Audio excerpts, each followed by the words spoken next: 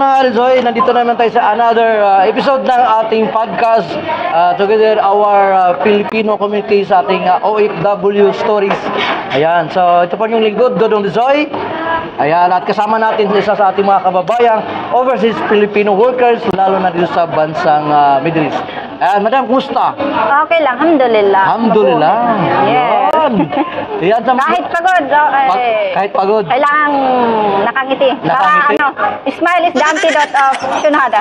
Problem, pagod, di ba matatanggal yung mga Mga stress, sa buhay. ganon. Yan. Oh. So ano po pangalan natin? May pangalan ko Carolina A. Hocnalon Taga saan? from the Nueva Vizcaya. Hello. Ayun. Shout out, nandito na ako. Artista na ako. Pero ano po yung bakit tayo na ng ibang bansa? Ano po yung mga reason po bakit tayo ibang bansa? Real talk pa to? Oh, real talk. Dahil sa Pilipinas. Dahil sa Pilipinas. Piliin mo ang Pilipinas. Piliin ang Pilipinas. Pero kasi sa Pilipinas, kahit anong kayod mo doon, hindi pa rin magsasapat yung kita. Kung Kasi, magtatrabaho ka. Oo. Oh.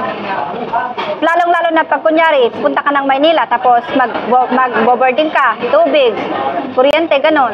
Wala din, napunta doon sa yung sahod mo. Pero pag dito, Libre ng bahay. Oo, pagkain, ganun. Kumbaga, inisip mo lang yung sahod mo buo. Oo. Hindi, wala nang bawas. Wala nang bawas. So, mas malaking advantages bilang isang OFW kapag nagtrabaho ka sa Pilipinas. No? Oo. Kasi sa Pilipinas, makakasama mo pa yung mga pamilya mo. Di ba? Sa Pilipinas, kahit maliit, ang kinikita natin, although halos konti lang man yung comparison, the thing is, kagaya na sinabi mo, magbabayad ka ng tubig, yung tinitirahan mo, lahat, kuryente, di ba? Nag-boarding house. Wala na. Unlike dito, ay may binabayaran ka ng bahay, may binabayaran ka bang tubig? Wala. Wala, di ba? So yun po ang advantages bilang isang OFW. Kaya ng ibang bansa tayo. Apo. Yun. So ano po yung mga mission natin sa buhay? May ano pa natin? Ano po yung pinaghuhugutan mo ng lakas? Bakit tayo ng ibang Ang bansa? aking nag-iisang prinsipe siyan. Yan. Tapos, syempre, ang aking mga kapatid, mga pamilya. Yun, sila. Ilan po anak natin, madam? Isa po. Isa lang po. Single mother. Single mom. Kasi naman, mga lalaki. Kasi naman, sa ganda mo na yan, iniwan ka. Real talk talaga. Kumbaga, ano ba nangyari dahil nag-ibang bansa ka o doon pa sa Pilipinas? Hindi, doon lang sa Pilipinas. Wala na. Wala na. Ganun talaga siguro ang buhay. Pero masaya naman ako na ina-enjoy ko yung single mother, single life ko Single ngayon. mom. So, ilang taon naman tayo naging single mom? 7 years na. 7 years na? Oo. Hanggang ngayon, wala pang buhay pag-ibig. Umibig ako pero parang lumamig ba? Tapos Lumamig? Oh. Bakit hindi pinainit? Lumamig tapos wala na, tapos nakaano pa ako ng balita na yung asawa niya sinaksak, hindi naman sa sinaksak, parang sinaktan niya, tapos parang nag-isip tuloy ako, natakot na naman ako, sabi ko sa isip ko, wag na, saka na lang, kasi parang nakakatrauma ba yung mga lalaki. Hindi naman lahat. Hindi naman lahat. Pero sa 100 siguro maybe 10% like that. 10% Yung mga good boy. Or 10% na lang. So, ibig sabihin, 90% na lang. Saan kaya ako napunta? Sana kasama ako dyan sa 10%. Ay, nako. Madam, asset mo yung ano mo, no? No. Gusto ko nga ipatanggal eh. Huwag mo na ipatanggal. Baka magkakilala ka pala dito na Wag.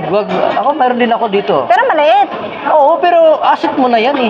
Kumbaga, huwag mo nang baka mamaya magkomplikasyon pa. Binigay ni... Pero may iba yung iba nga, pinapatanggal eh. Oo, pero kung sa bagay, may sinsya naman ngayon, kaya naman yan. Dalawa yan eh, no? Meron din dyan, nagtitinda ng kasoy na oil daw. Pag nilagay mo, matatanggal. Maniwala ka doon? Natatakot ako eh.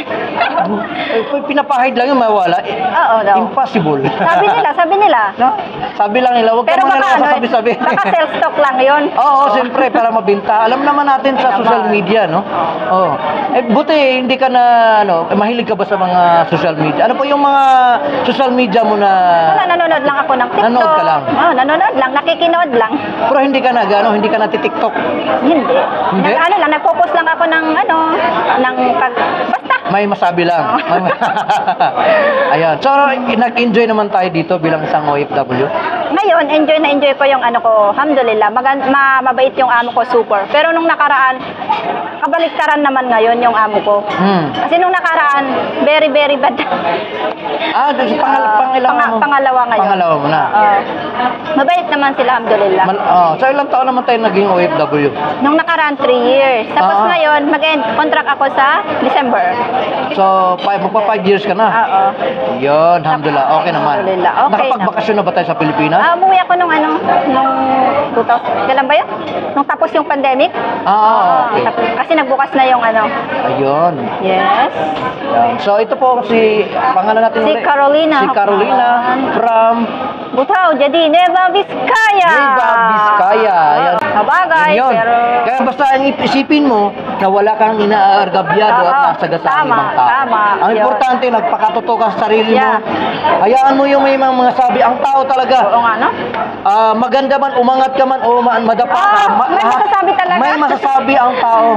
Ewan ko sa ating mga Pilipino talaga no? Hayaan mo lang sila in the long run, mamahalin ka din nila. Ay, nako. Yun yun. Inshallah. Inshallah. So maraming salamat Miss Carolina, ang single mom ng bansang Kuwait.